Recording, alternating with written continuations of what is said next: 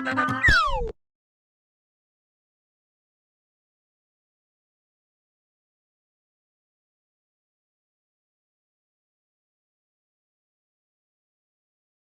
ഈ കഥ പറയുന്നത് ഒരു അവിശ്വസനീയമായ കഥയാണ്. എങ്കിൽ പോലും അല്പം ഒരു ഹ്യൂമർ അതിനകത്തുള്ളത് കൊണ്ടാണ് ഞാനിത് പറയുന്നത്.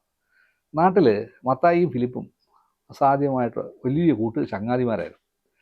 ഇവരുടെ ആ ചങ്ങാത്തം കണ്ട് എല്ലാവർക്കും ഭയങ്കര അത്ഭുതമാണ്.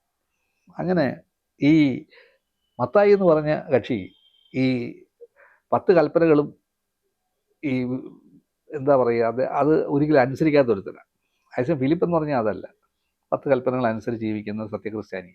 മറ്റേയാൾ 10 കൽപ്പനകൾ നിഷേധിക്കുന്ന ഒരാളാണ്, എന്ത് തെമ്മാടിത്തരത്തിനും കൂട്ടി ചെയ്യുന്ന ആളാണ്. അങ്ങനെ ഇവരൊക്കെ എല്ലാവർക്കും അറിയാം, മരിച്ചു കഴിഞ്ഞാൽ മത്തായി നരകത്തിലും ഈ പറയുന്ന ഫിലിപ്പ് സ്വർഗത്തിലും പോകും. അങ്ങനെ ഇവർ രണ്ടുപേരും പരസ്പരം പറയാറുണ്ട്. മത്തായി എപ്പോഴും പറയട്ടെ, ഞാൻ നരകത്തിലേ പോകത്തുള്ളൂ, കാരണം ഞാൻ ചെയ്യുന്ന തെറ്റുകളെല്ലാം കർത്താവിന് വിരുദ്ധമായിട്ടാണ്. അതുകൊണ്ട് കർത്താവ് എന്നെ ശിക്ഷിക്കുകയും ചെയ്യും. നീ എന്തായാലും പുണ്യവാളനാണ്, നീ എന്തായാലും സ്വർഗത്ത് പോകത്തേ ഉള്ളൂ, നിനക്ക് സ്വർഗം കാണാനുള്ള ഭാഗ്യമുണ്ടല്ലോ. എന്തായാലും ഇവർ രണ്ടുപേരും ഒരുമിച്ചൊരു ആക്സിഡൻറ്റിൽ മരിക്കുകയാണ്.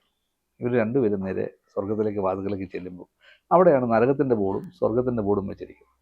അപ്പോൾ ഇവർ രണ്ടുപേരും ചെന്നു, അവിടുത്തെ ആൾ പേര് വിളിച്ചു, മത്തായിക്ക് നേരെ നരകത്തിലേക്ക് പോയിക്കോ എന്ന് പറഞ്ഞു. ഇദ്ദേഹം നേരെ സ്വർഗത്തിലേക്ക് പോകാൻ ഫിലിപ്പിനെ ഏർപ്പാട്. രണ്ടുപേരും രണ്ട് വഴിക്ക് പോയി. മത്തായി നരകത്തിൽ ചെന്നപ്പോൾ കുറേ വിഷമം. മത്തായി പറഞ്ഞ് അവിടെ ചെന്നപ്പോൾ ഈ ഒരു ആകെ ഒരു വിഷമം എന്താണെന്ന് പറഞ്ഞാൽ എന്തായാലും നരകത്തിൻ്റെ വാതിൽ തുറന്നു, മത്തായി അങ്ങ് അകത്തോട്ട് പോയി. ഇദ്ദേഹം സ്വർഗത്തിലോട്ട് ചെന്നപ്പം സ്വർഗത്തിൽ നിൽക്കുന്നതാരൊക്കെയാണ്? നമ്മുടെ പ്രധാന നേതാക്കന്മാരെല്ലാം ഉണ്ട്. ഗാന്ധിജിയെ പോലെയും മദർ തെരേസയെ പോലെയൊക്കെ ഉള്ള പുണ്യാത്മാക്കളാണ് അവിടെ നിൽക്കുന്നത്. അപ്പം അവിടെ എല്ലാം ഒന്ന് എന്താ പറയണേ, അവിടെ എല്ലാം ദൈവത്തിൻ്റെ ഹിതമനുസരിച്ച് പ്രവർത്തിക്കുന്ന നല്ല ആളുകളെയല്ല. ഇയാൾക്ക് സ്വർഗത്തിൽ നിന്നപ്പോഴത്തേക്ക് അത് ഭയങ്കര ബോറടിച്ചു തുടങ്ങി. ഇതെന്തുവാ, ഇവരുടെ ഉപദേശങ്ങളൊക്കെ എത്ര നാൾ കേൾക്കാനാണ്? എല്ലാം ഭയങ്കര ഉപദേശങ്ങളാണ് പറയുന്നത്.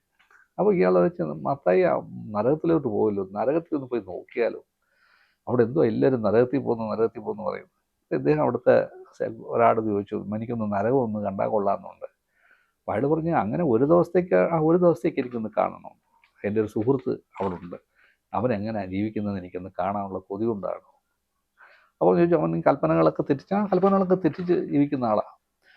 ഒരു കാര്യം ചെയ്ത് നിങ്ങളവിടെ ഒരു അപേക്ഷ എഴുതി കൊടുക്കാമോ?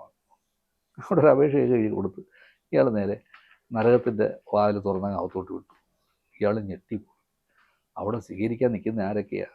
നമ്മുടെ പഴയ നടികളും സിനിമാ നടികളും താരാരാധനകളും വലിയ സുന്ദരിമാരൊക്കെയാണ് നിൽക്കുന്നത്.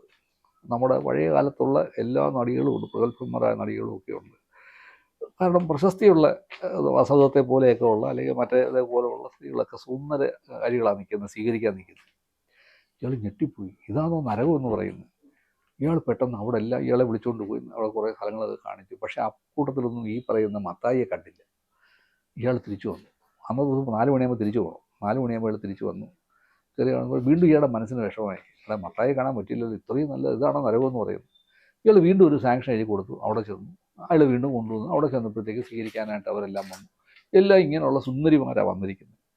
അപ്പോൾ ഇത്രയും സൗന്ദര്യമുള്ള സ്ത്രീകൾ എങ്ങനെ നരകത്തിൽ വരുന്നു എന്നൊക്കെ പറഞ്ഞു. അങ്ങനെ നരകത്തിൽ പോയി നോക്കിയിട്ടും അന്ന് മത്തായിയെ കണ്ടില്ല.